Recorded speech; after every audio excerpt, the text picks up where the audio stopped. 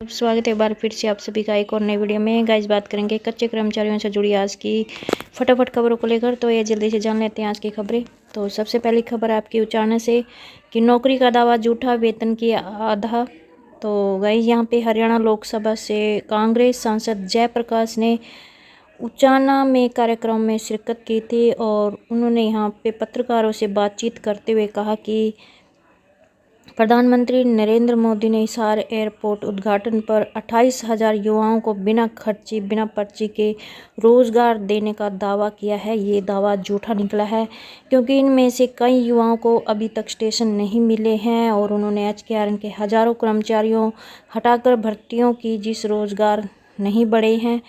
और वहीं पर शिक्षकों के वेतन में कटौती का मुद्दा उठाते हुए कहा कि पहले JBT टीचर की शुरुआती सैलरी 40,000 रुपये थी, जो अब घटकर 20-25 हज़ार रुपये हो गई है। और कहा कि सरकार हर 5 साल में केवल एक बार ग्रुप D में भर्तियां करती है और कहा कि वे किसी भी भाजपा नेता से इस विषय पर लाइव बैठकर चर्चा करने को तैयार हैं कि भाजपा सरकार ने सबसे बड़े भ्रष्टाचार हुए हैं।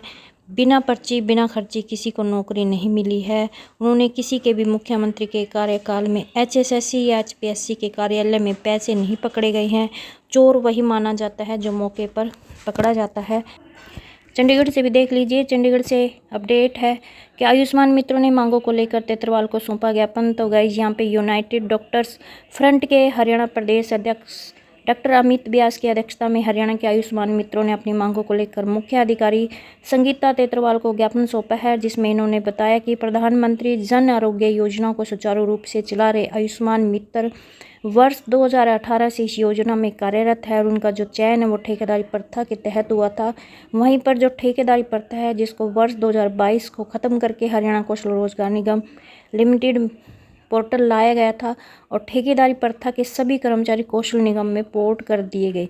लेकिन जो आयुष्मान मित्र हैं उनको संबंधित अधिकारियों ने एक लेटर जारी करके पार्ट टाइम घोषित कर दिया ताकि इनका वेतन न बढ़ाना पड़े। और इसके बाद से आज तक उनसे फुल टाइम ड्यूटी ली जा रही है। और बताया कि आयुष्मान मित्रों को HKRNL पोर्टल में शामिल किया जाए या फिर चंडीगढ़ या अन्य राज्यों की भांति न्यूनतम वेतन सुरक्षा दी जाए। सभी आयुष्मान मित्रों को अन्य कर्मचारियों की तर्ज पर सभी प्रकार की छुट्टियां, चिकित्सीय अवकाश, आकस्मिक अवकाश दिया जाए। सभी आयुष्मान मित्रों को यूनिफॉर्म निर्धारित कर आई कार्ड दिया जाए और आज तक के कार्यकाल का एक्सपीरियंस लेटर उपलब्ध करवाया जाए। नेक्स्ट अपडेट कुरुक्षेत्र से देख लीजिए कि 28 अप्रैल को सौंपा जाएगा ज्ञापन, 1 मई से आंदोलन शुरू। तो गई यहाँ पे कुरुक्षेत्र विश्वविद्यालय हॉस्टल मैस वर्कर यूनियन ने महिला छात्रावासों में मैस कर्मियों का 89 डेज पर भर्ती के नाम से शोषण करने का आरोप लगाया है, जिसके विरोध में यूनियन ने शनिवार को कुरुक्षेत्र विश्वविद्यालय के क्रांति पार्क में आम सभा बुलाई और इस शोषण के विरोध में 28 अप्रैल को दोबारा ज्ञापन सौंपने और इसके बाद भी सुनवाई न होने पर 1 मई से आंदोलन शुरू करने का निर्णय लिया गया है। और वहीं पर सुनवाई न होने पर आंदोलन को और भी तेज करने की बात कही गई है। और वहीं पर आम सभा में इस बात पर कड़ा ऐतराज़ जताया गया है कि मैस में 2016 से काम कर रहे मैस कर्मियों को मात्र 6,000 रुपये वेतन दिया जा रहा है। पर इन्होंने बताया कि जब 26 मार्च को सौंपे गए ज्ञापन के बारे में पूछा गया तो महिला चीफ वार्डन ने पहले से की जा रही गलती को ना दोहराने की बात कही है। उनके इस रवैये पर भी यूनियन ने ऐतराज़ जताया और इस अनदेखी को देखते हुए यूनियन ने कुरुक्षेत्र विश्वविद्यालय प्रशासन को 30 अप्रैल तक का अल्टीमेटम दिया है। इस तय समय तक समाधान न होने पर 1 मई से आंदोलन शुरू करने का निर्णय लिया गया है। इससे पहले 28 अप्रैल को आम सभा आयोजित कर मांग पत्र सौंपने और आगामी रणनीति तैयार करने का निर्णय लिया गया है। बैठक का संचालन यूनियन के महासचिव कृष्ण चंद सैनी ने किया है और बैठक में पहलगाम में आतंकी घटना की भी कड़े शब्दों में निंदा की गई है।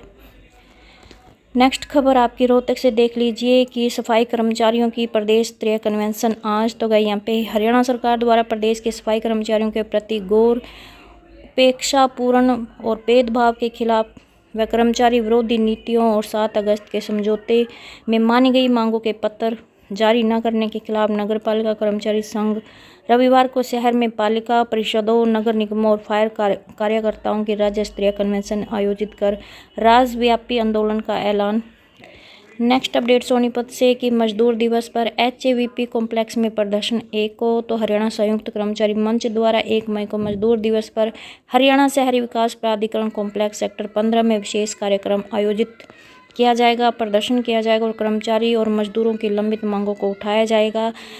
और कहा कि सरकार ने सभी लेबर कानूनों को बदलकर 4 कोड में कर दिया है। इतना ही नहीं, 8 घंटे की जगह 12 घंटे की ड्यूटी कर दी गई है और वहीं पर अतिरिक्त ड्यूटी का ओवर टाइम भी नहीं मिलता। और प्रस्तावित प्रदर्शन में मंच से संबंधित सभी संगठनों के सदस्य बड़ी संख्या में भागीदारी करेंगे। नेक्स्ट अपडेट चंडीगढ़ से कि ऑल कॉन्ट्रैक्चुअल कर्मचारी संघ भारत 1 मई को मजदूर दिवस पर लंबित मांगों के समर्थन में करेगा प्रदर्शन।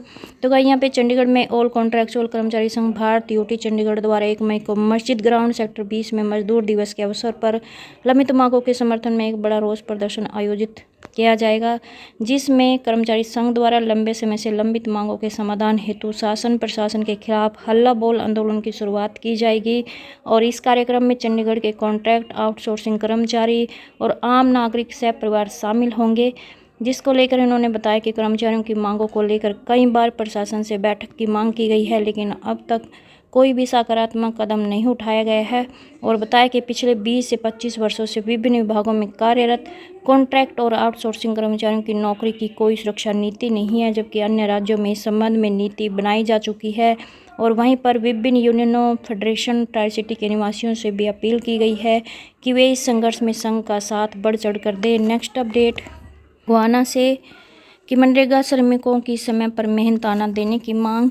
तो हरियाणा में यहाँ पे गोहाना में भी हरियाणा मनरेगा मैट मजदूर संघ के प्रतिनिधियों ने मनरेगा के तहत काम करने वाले श्रमिकों को समय पर मेहनताना देने की मांग उठाई है।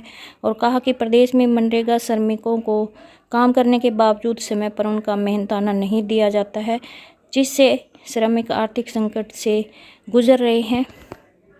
और कहा कि मनरेगा के तहत काम करने वाले काफ़ी श्रमिक ऐसे हैं जो काम करके अपने परिवार का खर्च चलाते हैं। अगर उनको समय पर मेहनताना नहीं मिलेगा तो घर का चूल्हा कैसे चलेगा। मनरेगा श्रमिकों को काम करने पर समय पर भुगतान किया जाए। तो ये थी आज की छोटी बड़ी अपडेट। आई होप आपको ये अपडेट अच्छी लगी। प्लीज़ चैनल को सब्सक्राइब और वीडियो को लाइक कमेंट शेयर करना ना भूलें। धन्यवाद।